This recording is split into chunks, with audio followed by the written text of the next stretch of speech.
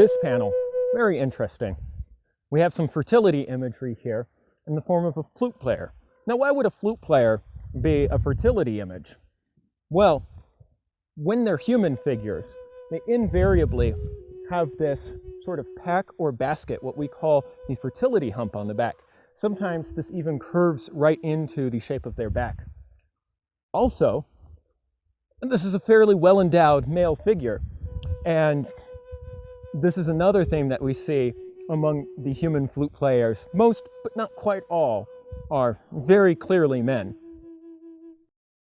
Next to the flute player, we have a fainter image of a bird with outspread wings, with the feathers pointing down in sort of a rake shape. There are many various theoretical explanations and names for this. Some will call it a thunderbird. However, thunderbird is not a local mythological feature, so while not impossible, it might not be. If you can pick up the crow calling, the crow's probably saying, "It's one of me." Earlier, we saw some turkey vultures, aka buzzards, flying overhead, and that might be what we see here. Similar designs like this found in Eastern California have been described as condors, and we know that condor range today can reach at least as far as Utah. So in centuries past, it's not unreasonable to think that a condor might have been spotted as well. So while there is some ambiguity to this bird form and various theoretical descriptions of it, all of these can be sort of explored together and then brought into context of both where we are and its position next to the flute player to sort of winnow down to the more likely scenarios.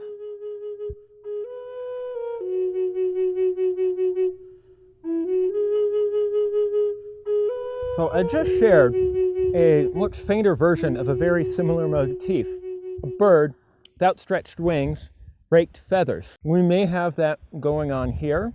However, based on the beak shape, the direction that it is facing, and the tail feathers, this could also be a depiction of a raptor or a parrot. Now, both macaws, a type of parrot, and raptors, including hawks and eagles, were raised and used by Pueblos. Oke-Awenge certainly had macaws. We know this for sure. We also, further up on the mesa, have features where they would catch raptors, pluck their feathers, and then release them.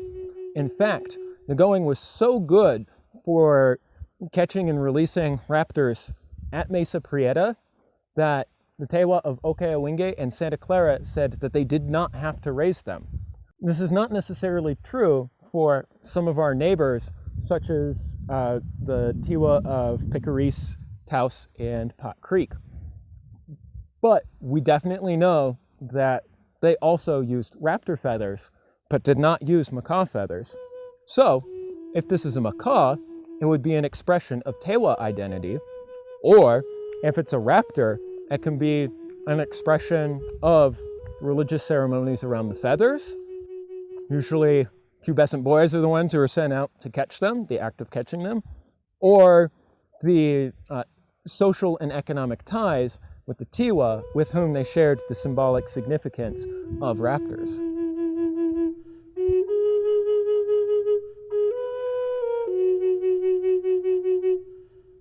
The present-day Pueblo of Oke-Awenge, as well as the currently depopulated Pueblo of Fiogi. And then a little bit farther up, there was the Pueblo of Saishu.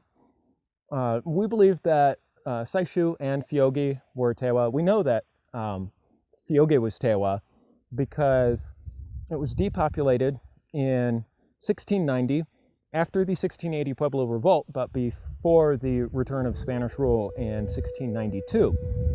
At the time, and there's actually a great talk that we sponsored last year through the Mesa Talk series by a Tewa elder from Oke-Awenge, who talks in more detail about this story. This image is, in fact, evocative of the stories of the Pueblo Revolt, which immediately preceded the 1690 movement of Tewa from Tiough Pueblo to First Mesa and Hopi. In 1680, Pope, a Tewa Pueblo native from Okeyewinghe, organized resistance to Spanish occupation that involved most of the Pueblos in the region. And how they were able to coordinate this so that they all rose up at the same time, essentially initiating a surprise attack, was through a braided cord of yucca in which knots were tied, one for each day. As runners distributed these cords around to the villages, one knot was untied each day so they could all rise up at once. We can't say for sure if this image is actually directly related to the Pueblo Revolt. However, we do have a figure with an ornamental headdress holding what appears to be a knotted cord or beaded cord. It might be the same type of object that we hear emphasized in the oral traditions of the Pueblo Revolt.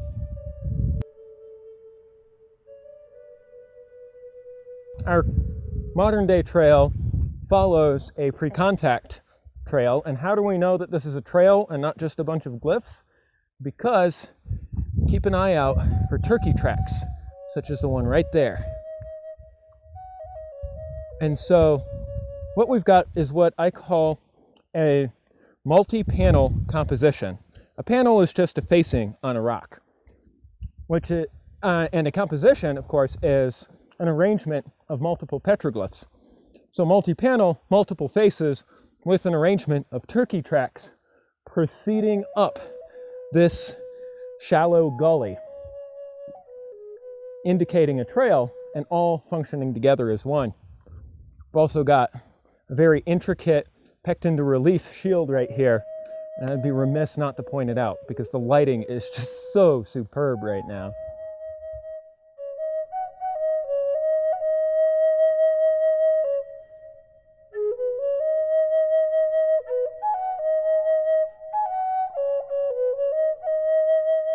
So the multi-panel composition of turkey tracks continues here, here, here.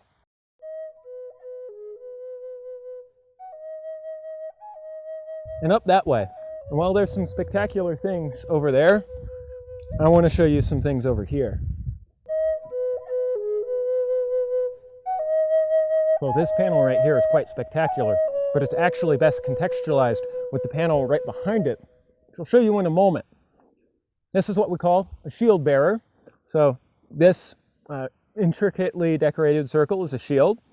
And you can tell that it's been retouched to add feet, a head, a probable arm holding something pointed, and has had some embellishments on the shield design as well. Most of these shields are fairly unique, so we believe that much like the ornamental shield in Pueblo dances today, that shields were very much a personal expression. However, this very distinctive design and very close variations on it appear pretty consistently on the Wells Preserve in a way that seems to suggest that this is a recognizable figure, either a culture hero, or another theory is that the shield design represents the place. Over here is an implement that we can call a stone axe, or in Tewa, a kuwi. So this is a part of the martial imagery over here. In fact, if you look very closely, the pointed object was actually a kuwi that was shaped almost like a bow tie, and then the sides were finished off to create a point at some point later on.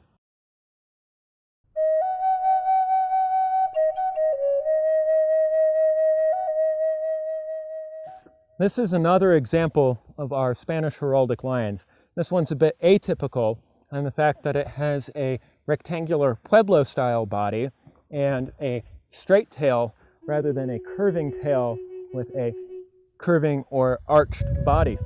Nonetheless, we can tell it's a lion.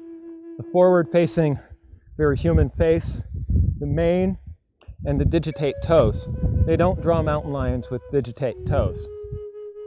One of the more interesting aspects of this, and I don't know if your microphone's going to pick it up, but as I've turned to face the panel, I can definitely audibly hear the difference because this curved parabolic surface is reflecting my voice.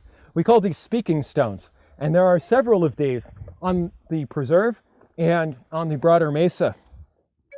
If you were to shout at this panel, at the lion, make a sound, if you were to roar at it like a lion, your sound will be projected out onto this wide landscape, onto the bosque, very loudly, as if you're speaking through a megaphone. Now, over to my right is the shield bearer that I was just showing off.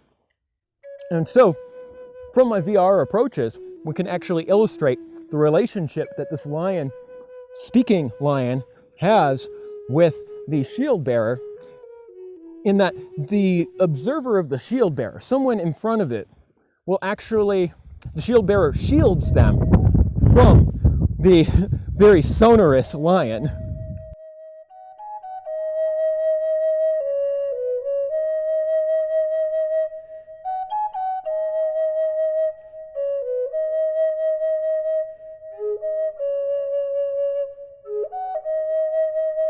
Like everything, the mesa and the petroglyphs need love and care.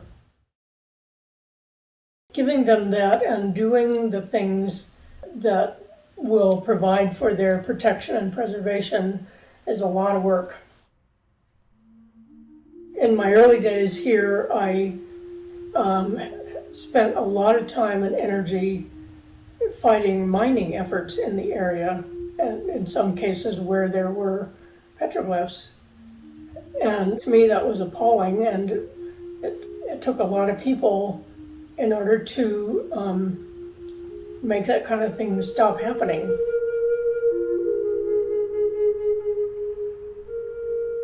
But there also is Mother Nature and the problem of erosion, which is actually the biggest problem that we have. And it's the hardest kind of problem to solve. Basically, it takes a lot of money to have the machines and the engineering skill and the human power and so forth that it takes to deal with erosion. We don't have that kind of money. Even so, it can be a very expensive problem. My partner and I came here in 1992. I had no idea how many petroglyphs there might be or what they might be. I just knew that there were some, which was pretty vague. Over the next year or two, I learned that there are so many that it's impossible for one person to try to do anything toward their protection. My partner died in 2001, and so I started thinking about my own mortality and the fact that I probably needed to make a decision before too long about what was going to happen to them. So I did some research about different conservation organizations, talked to different people about them, and I eventually decided that it would probably be the best thing if I would donate the land to the Archaeological Conservancy, which is an important conservation organization in New Mexico, as well as the rest of the country. I eventually had talks with Jim Walker and found out all the information I needed to know about how this happens and what to do, and so I eventually decided that I would give the land and the petroglyphs to the Archaeological Conservancy.